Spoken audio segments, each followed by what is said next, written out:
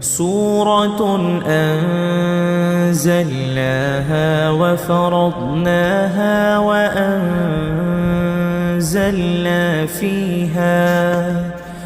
وأنزلنا فيها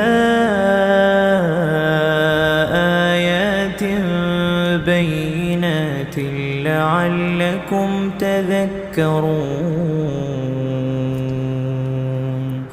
الزانية والزاني فاجلدوا كل واحد